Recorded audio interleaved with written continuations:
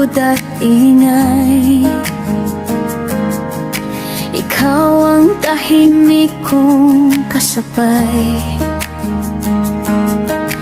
Kapag ang dibdib ko'y mabigat na, ikaw ang yakap na walang salita. Sa simpleng kwentuhan natin, nawawala ang sakit at dilim. Kahit walang plano ang bukas, basta ikaw sapat na't ligtas. At kung ako'y mawala sa sarili, ikaw ang unang hahanapin. Dahil sa'yo natutunan ko ang tunay na kaibigan dito sa mundo.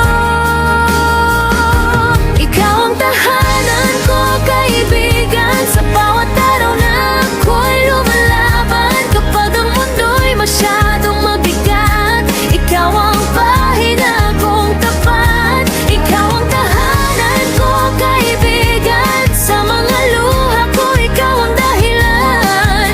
Hindi man tayo perpekto, pero sa'yo buo ako.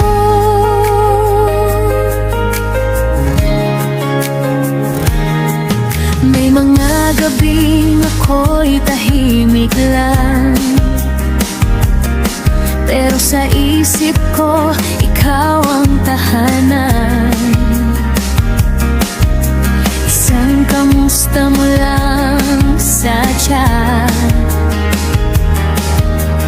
parang gumagaan ang lahat. At kahit malayo ang pagitan, ramdam ko pa rin ang presensya. Dahil ang tunay na pagkakaibigan hindi kayang talunin ng distansya. Kung may araw na ako'y madapa, ikaw ang kamay na hahawak sa'kin.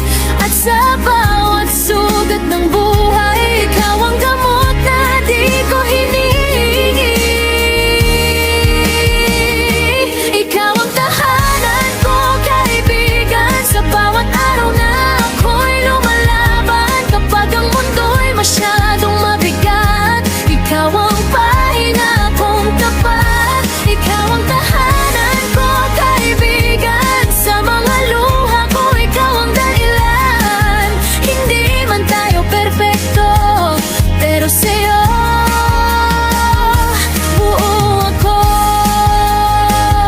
At kung dumating ang panahon na tayo'y may kanya-kanyang landas, di mawawala ang alaala na ikaw ang naring lakas.